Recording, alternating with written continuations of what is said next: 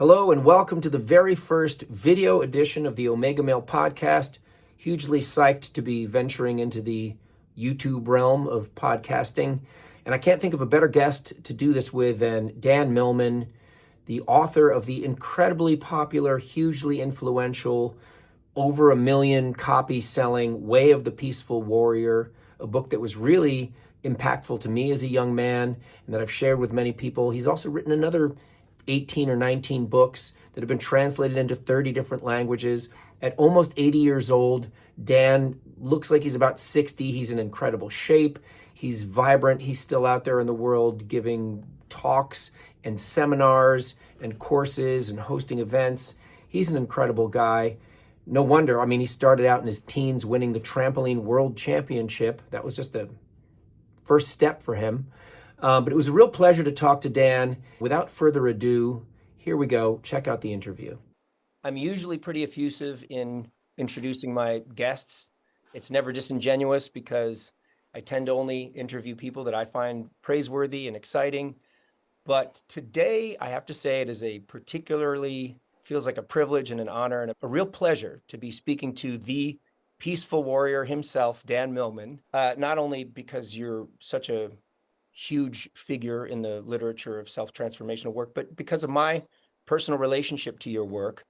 In a nutshell, when the Way of the Peaceful Warrior fell into my lap, it was probably, I think around 1990, it was the moment that kickstarted my own personal journey of self-transformational work. And so it really is a particular honor, Dan, to be having this sort of full circle moment with you. I've been reflecting lately on what the most important things I got out of that first book were. If I had to boil it down to the core principle that I got from that, and I think it underlies a lot of your work, correct me if I'm wrong, is this notion that human beings have the agency of self-evolution. Does that resonate in any way? I think that's fair. Many people have written to me saying, oh, this book changed my life. Well, books don't change your life, you do. But the book, I think, when I ask people, what do you mean by that? They say, well, it expanded my perspective and it revealed the promise and potential of everyday life beyond news, weather, and sports. But it's funny, Dan, because when someone uses the term referring to me as the peaceful warrior, I like to emphasize that I view everyone as a peaceful warrior in training, in the sense that each of us is striving to live with a peaceful heart, but there are times in our lives we acknowledge that we need a warrior spirit. And it's not just about fighting, except maybe the inner battles with insecurity, self-doubt, various kinds of fear, but also just marching into everyday life and tackling it, the challenges that arise. So that's why I view everyone as a peaceful warrior in training in the school of everyday life.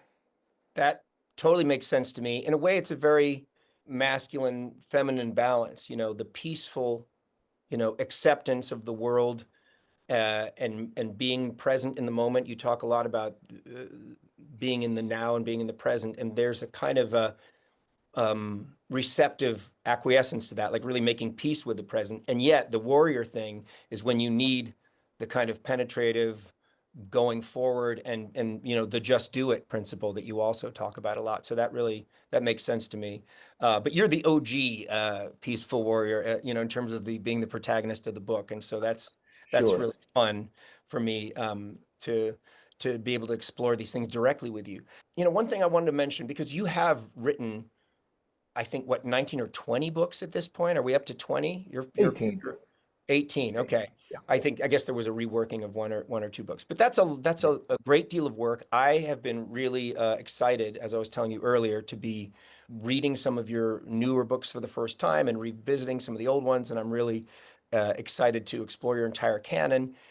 But the Way of the Peaceful Warrior was kind of the one that really put you on the map, right? Is it fair to say that was kind of My signature book, the introduction to my work, yes. I have this theory that part of the reason that book was so deservedly successful is it kind of functions as a sort of modern myth. This is how I describe the book to people. It's a semi non-fictional, largely autobiographical book with elements of magical realism, maybe. Is that a good take? And so in a way, you've mythologized your own story, but not in like in a self-aggrandizing way. It's quite the opposite. You've taken your own autobiographical story, and by bringing in the sort of mystical realm through Socrates in particular, it's like you've made a myth that is as powerful in the way that myths have always been in transforming people's lives and inspiring them, but it's in a very real world, down to earth scenario with a very real protagonist, which is you. And so I feel like that is part of the power of the book. Well, it has this mythological or archetypal elements. Frodo had Gandalf, and Arthur, young Arthur, had Merlin, and Carlos Castaneda had Don Juan Matus, and so it's in legend, literature and legend and real life. The idea of the student-mentor relationship has been an effective means to convey what I always wanted to share with people. Let me just jump back a little bit and say, the way I coined the term peaceful warrior is I was an assistant professor at Oberlin College in Ohio decades ago. And I was teaching a martial arts course, combining elements of Tai Chi and Aikido. And I was going to call it, for the school catalog, the Way of the Warrior. That makes a certain amount of sense. But then I thought about it and I said, these are both internal arts. They're receptive. They're not really aggressive arts. I said, and then I had a light bulb moment. I said, why don't I call it the Way of the Peaceful Warrior? To modify that term, to soften it a bit. And it was years later. You see, I was very much into self-improvement as a young man, Dan. I learned, I took speed reading courses and memory courses. I learned ventriloquism and sleight of hand magic and various sports, acrobatics, martial arts. And one day it struck me that no matter how much I improved myself, only one person benefited. But if I could somehow help improve the lives of other people, that made my life much more meaningful. I had no clue at the time how I might do that. But the impulse in me to teach, to influence, to reach out and try to make a difference in that way was there. So I taught through gymnastics at first, because that was my area of expertise. Ramana Maharshi, the Indian teacher, once said, I give people what they want, so eventually they may want what I want to give them. And so people who just wanted to learn handstands, that's what I taught them. Good handstand. But if they wanted something more, gymnastics is a master metaphor, a way of living, a path, the idea of a way or means of transformation. Some people use the world of business or music, playing the guitar, for example. They use that as a means, recognizing the Japanese term, how we do anything is how we do everything. So using that as a metaphor for our lives. So that's why I call it the way of the peaceful warrior, the path, means to a greater end. And that is innate in Japan, particularly the Zen tradition. They use the word do, Aikido, Kendo, Judo. It's a school or a way of developing oneself. In fact, just as an aside, Dan, when I was coaching at Stanford University, the gymnastics team, the coach from USC came up to me and whispered to me just before a meet started. He said, Dan, I heard a rumor that you have your athletes meditate before competitions. And I went, oh no, Jack, I would never do that. I have them meditate during competitions. Yeah. I think I read that quote somewhere. That was a great one. It's funny, the only two martial arts I've ever been interested in were Tai Chi and Aikido. I pursued Tai Chi a little bit, and I'm still interested in Aikido, but it was for that very reason, that these were not, they had that balance that we're talking about, the yin yang. It wasn't just about pounding and hurting somebody. It's about transforming the energy and moving and having, and the whole balance of it really appeals to me. Right. Also, what you said about not just self-developing for the sake of the self, but in service. You can't just develop for your own self. You're not really helping anybody in that regard. And I myself just completed a course of spiritual study in the Steiner tradition called Inner Development for World Development. So it's this notion that you're speaking to of, yes, it's great to sort of develop as much sort of mastery as I can in my own life, but to what end? Is it just so that I get better at something and I serve myself, or is it so I can share? And your life has really exemplified that sharing and teaching spirit. Let me just tell a quick Go. story Yeah. that illustrates the idea. Back in the late 60s, the Vietnam War was raging. Students were protesting on the campus at UC Berkeley, where I went to school. And I was doing a lot of work on myself in this, as the story goes, in that service station.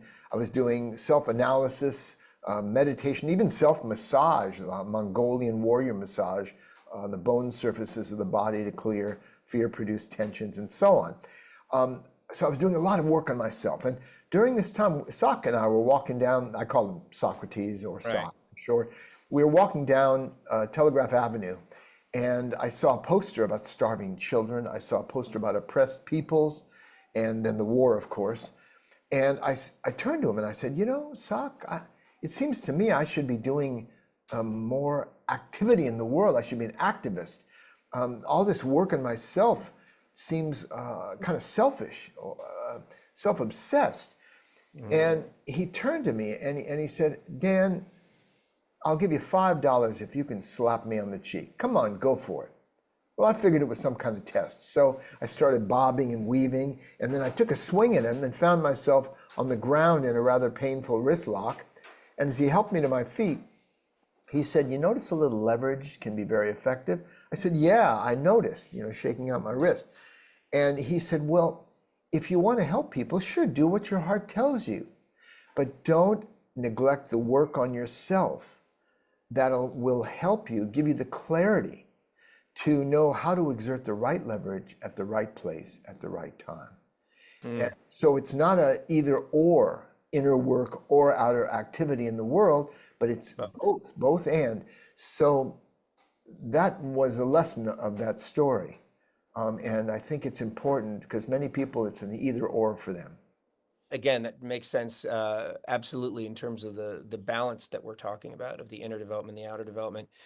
Now, let's dig in. Can we dig into Socrates a little bit? One of the books I just recently read of yours, which is also highly recommended to everyone and anyone, Peaceful Heart, Warrior Spirit. And this is, if Way of the Peaceful Warrior was the, semi-autobiographical, magical realist, this is the 100% autobiographical book. Yes. Right? You talk about the true story of everything, which is, very much parallel to the stories of the mythologized books, but also you talk about specifically about your four main mentors, your own mentors.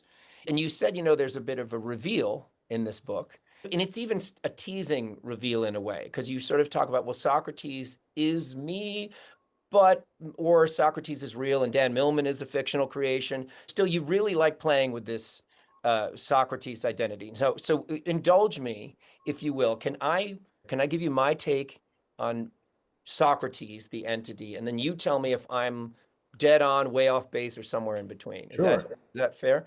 Fair. So what I've gleaned is there's a sort of threefold nature to Socrates. A, he's a real person that you met in that Texaco station who had this sort of sage vibe. So that's the real world element, the real person of Socrates. And yet, at some point when you were working on your book, something clicked that this is your kind of sage avatar. So in one sense, you have this real world person who's a prototype for what Socrates became in the book. On the other hand, as you sort of reveal in Peaceful Heart, he's also your own inner wisdom. It's like an aspect of your higher self, the peaceful warrior within. And then in the third aspect, maybe a vehicle for you to give voice to some of the teachings that you acquired from your own mentors, but which passed through the prism of your own experience and your own understanding of them, so that when Socrates is on the page, he's this sage avatar through whom you share your wisdom. And at the same time, he's based on a real life person. and the wisdom that's being shared is a kind of an amalgam of what you learned through your own mentors and also what you've directly learned through your own life experiences. Is that sort of a good threefold way, or have I just completely confused the whole thing? No, I think you've nailed it, actually. I did meet an old fellow in a gas station about a little after 3 a.m. after a late night date. I was walking home in Berkeley around 1966 or so, in December of 66, almost 67. Anyway, the point is, he was a cosmic old guy and really unusual for an all-night, service station mechanic. Right. Now, I had read several of Castaneda's books, which were all out in the Nagual, in the desert, using peyote, mescalito, mescaline, and so on. And I wanted to show that we could find wisdom anywhere. So there was that intention. And meeting this old service station attendant, I went home and I wrote this epic poem, which I don't have anymore, unfortunately. But he really inspired me. We spoke for a while. And when it came time to write a book, I just thought maybe that would be a good avenue to create. So he became my muse in a way. But at the same time, people really didn't want to hear from a 35-year-old, speaking about big picture of life. Right. And so I used that as a device, that old guy being my teacher. But at the same time, it opened me up to higher wisdom.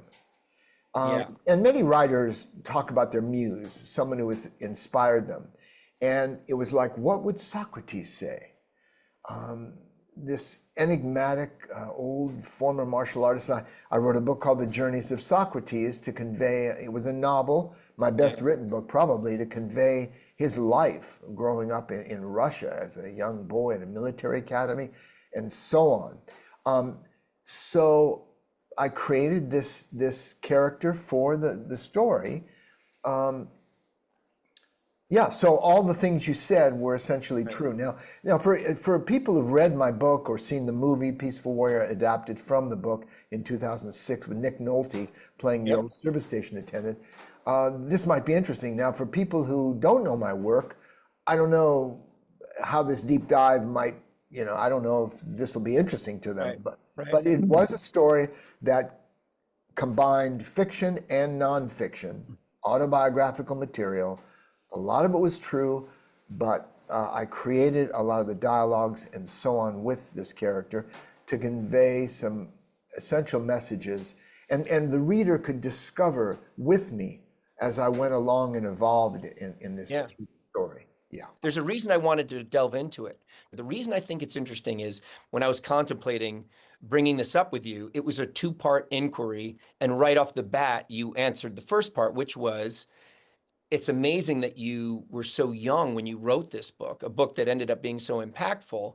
And, the question was going to be somewhat shy about sharing this sort of wisdom you'd acquired at this point directly versus through this avatar, which was a little more comfortable, and it was kind of a humility shield in a way for a young man like that. But there's an even deeper level there. And it's interesting that you mentioned Carlos Castaneda. I've read a couple of his books too. And that is, to me, your format of having Socrates is literally Platonic in the sense that Plato gave a lot of his teachings through referring to Socrates, right? And there was this dialogue thing. And so it's really brilliant to me that you have your own Socrates, which puts you in the Platonic position of not like, well, I'm the sage teaching you. So much of modern, let's call it non-religious spiritual development or self-transformational work is kind of written from the sort of direct sage point of view. And so this very deliberate choice, even if it was in part inspired by your youth at the time, I think also functions in a way to keep you in check. And the reason this is such a long-winded question is you reveal so much about your own mentors in Peaceful Heart, and you speak about them very respectfully and very reverently, and you share very openly what you learned. But at the same time, the foibles of some mentors really come through. Like what happens when mentors become gurus and gurus aren't able to sort of resist the temptation of sort of abusing their power or whatnot. And this happened to Castaneda. I happen to know secondhand, but so many people. There's any number of Netflix documentaries, right? Osho, you've talked about. So all this to say, is this device of Socrates a reflection of your own having witnessed mentors going too far and your own wanting to distance yourself from that, becoming your path? Because here you are at almost 80 years old and you're still working, you're giving presentations, you're writing books, and yet you've managed to not become one of these Netflix documentary guys who would like, oh yeah, he was screwing all the students and whatnot. Well, I've been lucky, very lucky.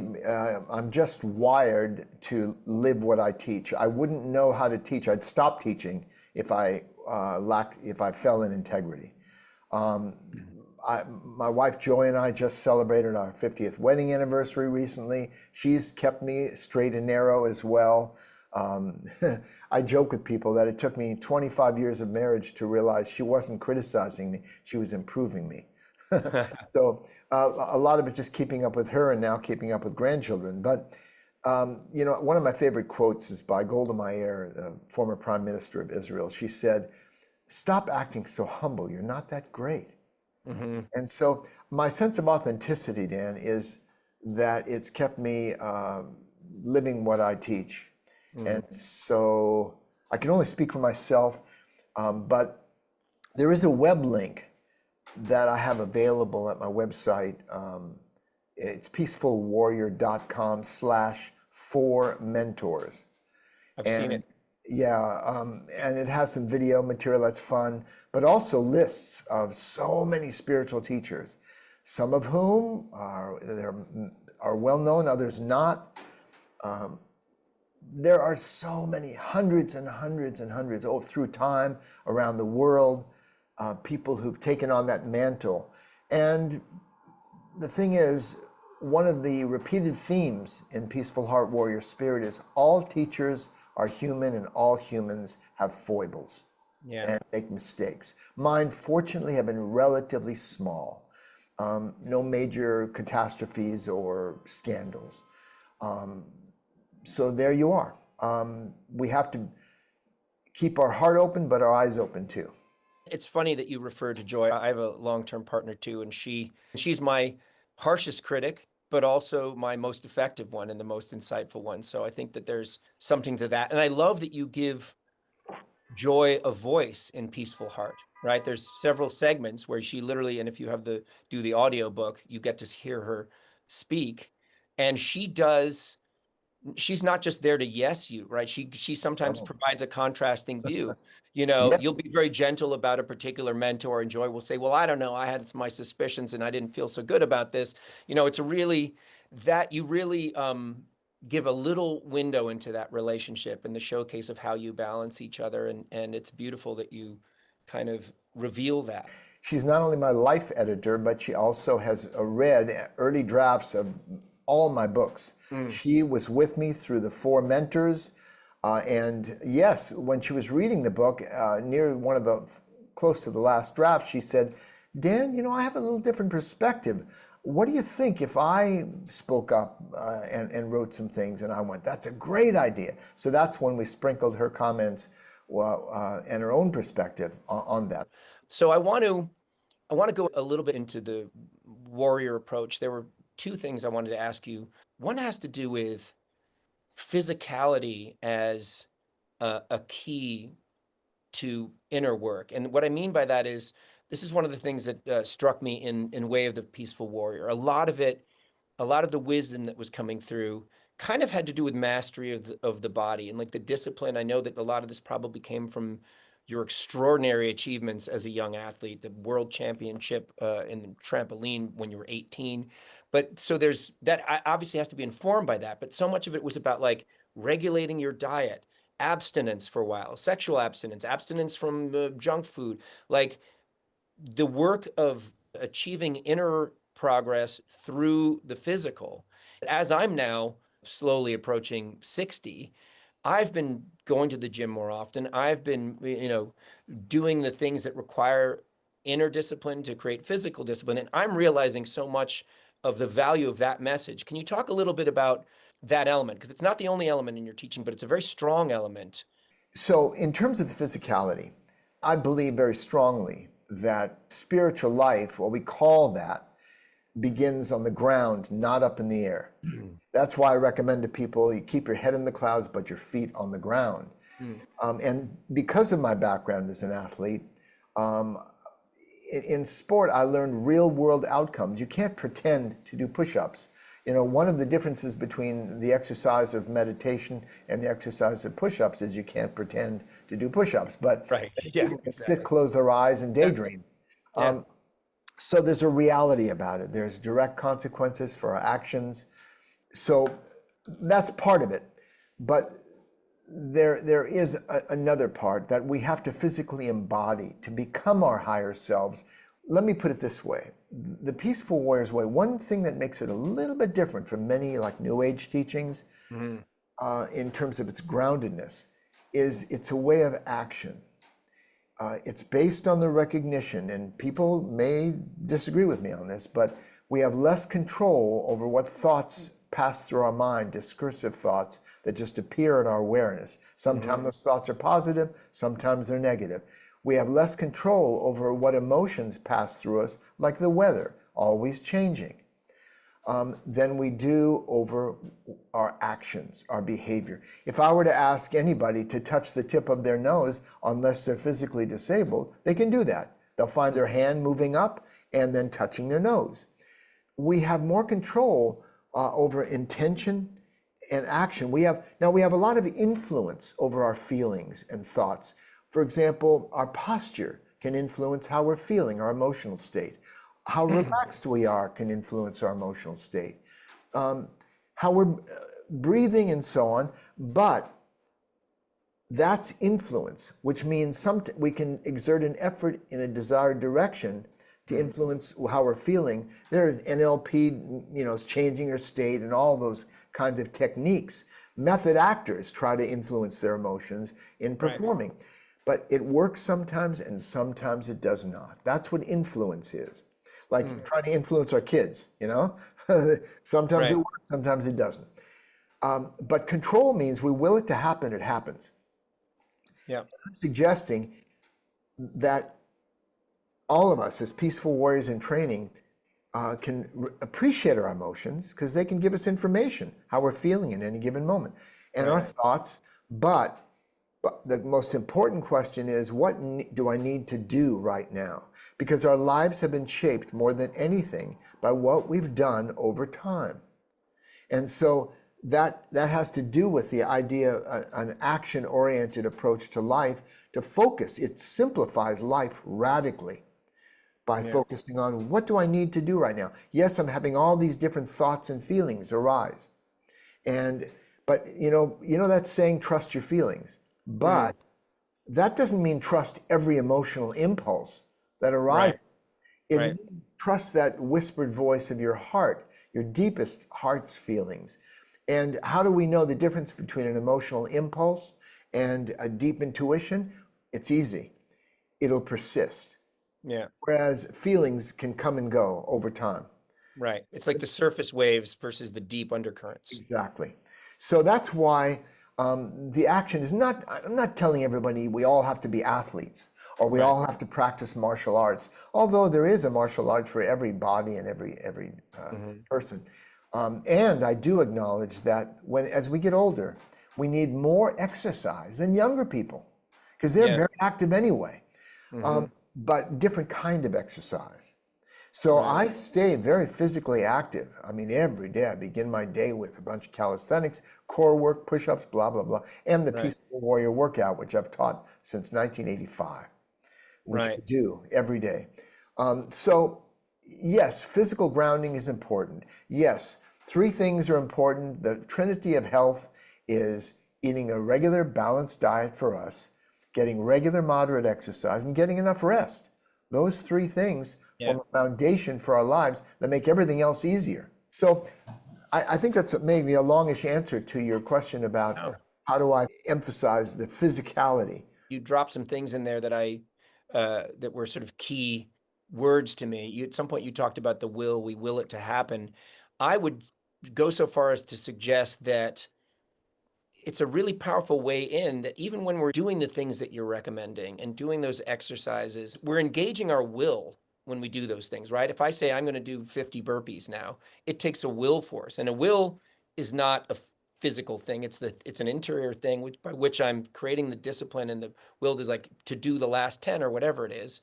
The tangible is what we have the most control over. It's like our physical body is the most immediate thing. You can't touch an emotion or a thought, but the capacity that we use in a focused meditation is a kind of exercise of will. And I think that it's helped me. Those same will forces can help in a meditation setting where I'm not doing anything physical at all, but if it's a way of like, bringing focus, or I'm more able, having cultivated some strong will forces through this physical stuff, to at least begin to get a grasp on those more elusive things like thoughts and feelings. So I think that that's part of the value of your teaching in that regard. So now let's go to the flip side. There's another element, and that's where the magical realism is infused. And I think I hear in some of your little bits, I don't know if I encountered this on the website or in one of the books, but there's this, I think it's wherever you step, the path appears, that harkens back to one of those things you hear a lot in self-development. When you're ready, the teacher appears. And that's been true. Those things have been true in my life. The more I pay attention to my own interaction with the universe, the more there seems like there's kind of a magical choreography that I don't think you need to be religious to believe in. And so I do sense this, if I can call it a kind of a secular or non-religious spirituality in your work. Can you talk a little bit about your relationship to the sort of magic part of it, that sort of dance with the cosmos, that's a balance to the physical control and that kind of work that we can do more concretely? Sure, that phrase I use to remind people, and that's really all most teachers can do, is offer observations, reminders of what we already know at deeper levels, but we tend to forget. Mm-hmm. So when I offer that idea that you cannot lose your way, even though it may feel like it at times, because wherever you step, the path appears. If I were to design a New Yorker cartoon for a New Yorker magazine, I would have a man and a woman walking along this winding path into the distance, and they're looking up and around going, we're looking for our path in life. And that's the idea, right, while they're on the path. So everything serves. Now, I believe that faith, F-A-I-T-H, not fate, but faith, got it, is the courage to live as if everything that happens is for our highest good and learning. Do I know that's true? I have no idea. But I'm going to live as if that were true, because it's a more resourceful way to live. Instead of, why is this happening to me? Or is God punishing me? It's like, well, daily life is a form of spiritual weight training. And sometimes we lift heavy weights. If you don't lift any weights, you don't get any stronger. So why not approach life like that? So there are some things I state that I can't know that they're true, but that's how I choose to live. And if somebody's motivated, they don't need willpower. They're motivated. Yeah. But all of us have done things that we're not motivated to do. We take out the trash, or we change a diaper. We may not feel a lot of motivation, getting up in the middle of the night to change a diaper, but we do it because it needs doing. And that approach, in one of my books called Everyday Enlightenment, the subtitle is The 12 Gateways to Personal Growth. The point is, I've had a repetitive dream, a recurring dream in my life, and many of you may have had it too, and many people have had it. It's like you have this important exam in high school or college, but you've forgotten to sign up to go to the classes. And suddenly you realize you have this exam. It's an anxiety dream, but in a way that reflects our lives, because every day we're tested. Every day has these little tests in one way or the other, sometimes big tests. And we don't know what courses we signed up for. So in this book, I have 12 courses for everyday life, which is discover your worth, your innate worth as a human being. So you stop self-sabotaging. The second is reclaim your will. Again, that emphasis on will. And I go into some depth about what that means and how you pull it forth in our life. And then energize your body, manage your money, trust your intuition, and tame your mind, and it goes on to 12 areas of life. We're all enrolled in these courses. Not we realize it. Yeah, I've had versions of that dream as well, so I know exactly what you're talking about. Yeah. And it's interesting, yeah, that thing, the phenomenon you talked about, the choice to live as if the world is conspiring to help you in your growth. I've heard this described as pronoia. I really like that word, like the opposite of paranoia. Right. Yes. And it's so great. It's very affirming for me to hear you speak this way, because now it's like taken me literally till I'm almost 60 to feel like I'm doing some writing now and I have some stuff to share. And that's something, that very thing is what I've written about, you know, with a different metaphor. And this is not about me now, but it's a really great affirmation to hear that coming from you. When people talk about God or the universe, there's no clinical proving one way or the other. So a lot of it comes down to the choices we make and, you know, how we're going to live. What makes more sense? Does it make more sense to live as if there's meaning in everything, or if there's no meaning in anything? Does it make sense that you're accountable for your actions or not accountable? Does it make sense to believe that the universe is conspiring to help you, or that you're just a victim of this horrible place? It really, whether or not it's true, is almost immaterial to what's a better, more effective approach. So it's really wonderful to hear you talk about that. There's another thing that was on my mind, because this is a broad themed podcast, but the essential theme is sort of particularly about men, and your books, Way of the Peaceful Warrior, and then soon after, Sacred Journey, were very impactful to me, as I said, as a young man. And I shared them with many young men, and I have since recommended, I've gifted them to people.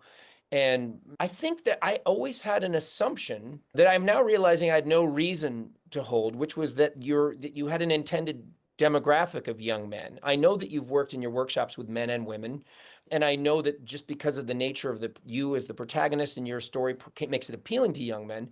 But I wondered, did you write that book with young men in mind in particular? Do you ever get women coming up to you who say, you know, Peaceful Warrior was so impactful to me? I'm wondering, like, what the balance is there and what your intention was in that regard. Well, I can only say objectively that I've been teaching seminars and workshops for about 40 years now. Right. And uncharacteristically of most kind of spiritual workshops, which usually have about 95% women enrolled in them, my workshops, whether I was teaching meditation or life purpose or even knife fighting, spiritual growth through knife fighting, which I taught for 14 years, Right. the martial arts course, the courage training, about an equal number of male and female people show up. Right. So I don't reach out to men, I don't reach out to women, I reach out to human beings, what's in all of our hearts, all of our aspirations. We want to be loved, appreciated, understood, and to discover life's depths. And that bigger picture, let's say, a panoramic view from the mountaintop, because everything looks good in the distance. You know, everything's more beautiful. Yeah. Yep. I would say that the fact that you're getting a balanced outcome between men and women Yes. speaks to the fact of how valuable your teachings are for men in a way, because I think what you said about spirituality related workshops is true across the board. Women, I don't know if it's the receptive aspect in the feminine that's more culturally ingrained or more naturally there, but if you're speaking to them evenly, it shows the balance in your own work in a way. Now, you mentioned having been at this for 4 decades. I mean, you've had quite a span of cultural change in that time, and I'm wondering, like, what's different now? Or maybe a better question is, have the cultural changes that you've witnessed and been party to and part of in the last 4 decades or 5 decades, how has it affected your work and your perception of what people need and what you teach? Is it pretty much just been consistent? We're all human beings. We have basic needs. This is part of our development. Or has the cultural change affected your perception and or your work? What an interesting question. I would have to say, you know, every writer strives to capture the universal in the particulars of their story. If you can capture the universal, you've got something. And Right. many people can relate to it, not just down in the weeds, the details. Right. And my works, I believe, have done that. I strove to capture more universal elements Yeah. common to all of human beings. And that's why the books have been published in like 29 languages over time. Yeah. Because all over the world, people relate to this story. I get people contacting me on Instagram through, from Iran, from just Indonesia, all over the world. So my teachings have not really changed. However, the emphasis has. For example, today, many young people are struggling, suffering, because they see on the social media their friends, their peers, appearing to have a better time than them, with makeup on and looking good and having more fun, and they get depressed because so one aspect of the teaching I do is I tell people this true story, that when I was teaching gymnastics at Stanford way back when, beginning gymnastics, I noticed some people learn somersaults easier than other people. And I also noticed that those who took longer to learn the somersault often learned it better than those who learned it faster. Oh, interesting. So each of us needs to respect our own manner of learning and of living. And comparing ourselves to other people is going to make us feel either superior or inferior. And I think comparison is a fundamental human mistake, which we tend to do, a bad habit. It's a disrespect for our own process and our own way of living. And we're not here to live someone else's life or to be like someone else. We're here to live our own. Obviously, that's a universal idea, to be yourself. So that's an emphasis lately because of the struggle with social media. And by the way, if I often remind people, if there were a storm outside, terrible destruction, I ask audiences, would this be your fault? And they go, well, no. And I go, why not? Because we can't control the weather. Exactly. So what we can control, we have responsibility for. What we can't control or have very little control over, we have very little responsibility for. And that's why I emphasize we have little control over what emotions pass through us or what thoughts appear in our awareness. We are not responsible for any thought we've ever thought or any emotion that has passed through us. The problem with young people is they take too much responsibility for what they have little control over, which is their thoughts and feelings. And they don't take enough responsibility for what they actually do. And that's true for many adults too. Right. Yeah. And so it's about taking responsibility and recognizing what we have control over and don't have control over. And that can orient our life and really, Barbara Rasp once said, the lesson is simple, the student is complicated. Yeah, that's a good one. In a way, our passing thoughts and our passing feelings, we can kind of regard as other in the same way as we have no control over what comes towards us in our external life. What we can control is our reaction to it and how we process it. And so that same relationship as we have is, whether someone cuts us off with their car, is the relationship we can have to the thought that cuts us off or the feeling that arises. And that's a very profound way to look at that. Now, I know your time is precious and I've been so grateful for it, but while we have a couple more minutes, can I do a deep cut from one of your, from one of the books? Now, Sacred Journey, I've talked, very gushingly about Way of the Peaceful Warrior, but really, Sacred Journey, which I read right after, due to the timing of when I discovered it, was like an equally impactful, kind of expansive influence for me. And you have a new avatar in this book, Mama Chia, who's like an associate or a friend of Socrates.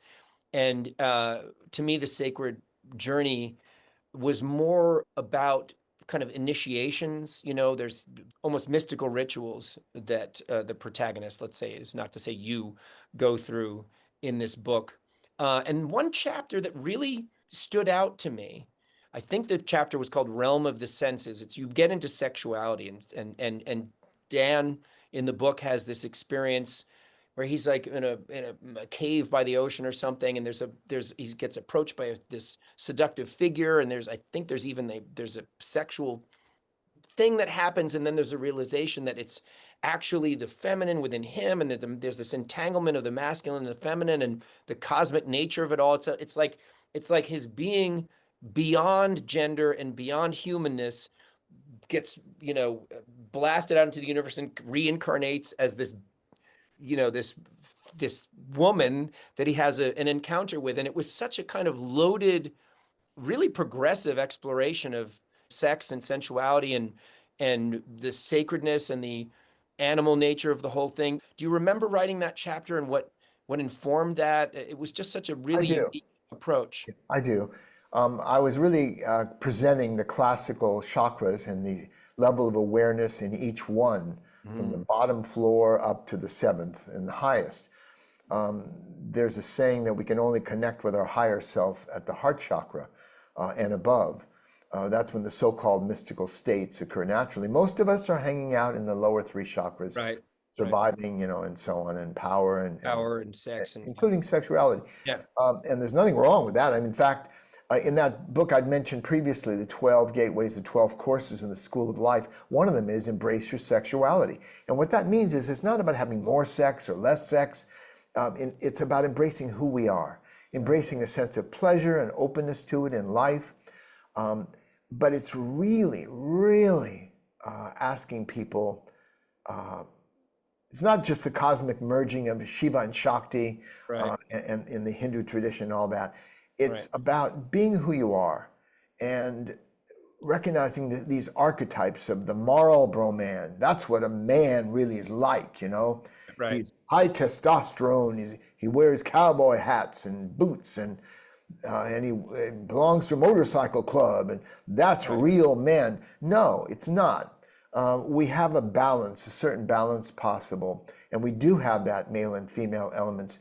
Carl Jung called it the anima and the animus. Many men feel guilty about fantasies they have and all these things, and it's about in relationship. There was an experiment in one spiritual community where the guru, who everybody was obedient to, told them to explore every kind of sexual expression, twosomes, threesomes, foursomes, homosexual, heterosexual, whatever it was, just go wild. And they did that for some time.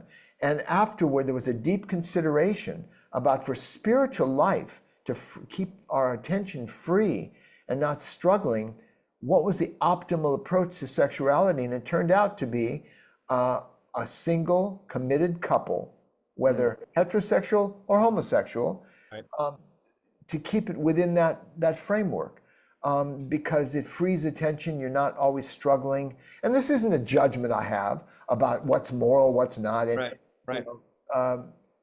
in fact, by the way, I don't believe in right or wrong. I just believe in action and consequences. I think if more people paid attention to their actions and the consequences of those, they'd gain some deep wisdom. And that would be more likely to change people's behavior than just telling them it's right or wrong. These ideas don't seem as radical now, although there's still so much social stigma around sexuality. And as people get politically polarized, there's even some regression in this regard, like this failure to understand the spectral nature of the human being, the balance, the yin yang nature, the balance of the masculine and the feminine. It's a lot of what this podcast is exploring.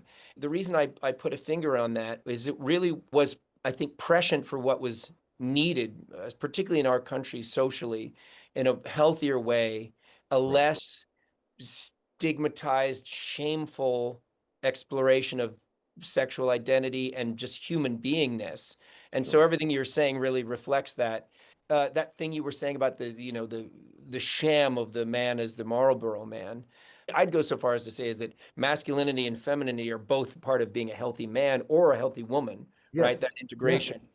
Right. But this is also reflected in the balance between being the seeker and the teacher that I see in your work. So much of your work is the seeking and the teaching in balance. And there is this there's a yin and yang in that. There's the receptive lunar gesture in openness to learning and the wisdom streaming in, and then the masculine directive gesture maybe of sharing it and bringing it out into the world. And I see that so reflected in your work. And maybe that's part of the reason that you've maintained this ability to be a really confident and clear teacher who hasn't gone off the deep end.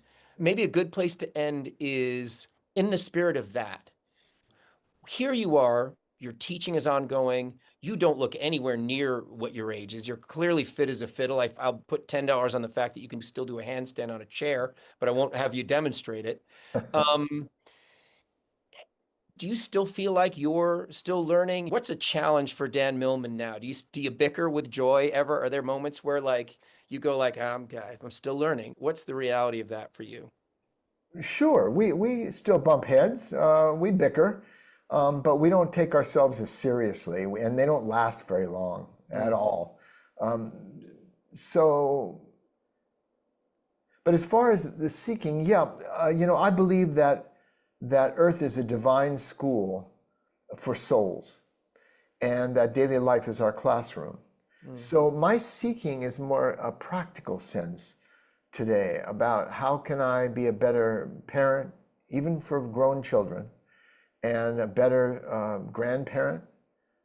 And I'm learning all the time from mistakes. I mean, that's how we learn. We make mistakes, we process it. Yeah, I could have done better, and then we learn. And that's that. So it's not so much I'm seeking spirit anymore, because everywhere I look, I see spirit. Where is spirit not? Yeah, so, the guru, one of my four mentors that I describe in the more recent book, he once said that the search only reinforces the sense of dilemma that sent us seeking in the first place. Right.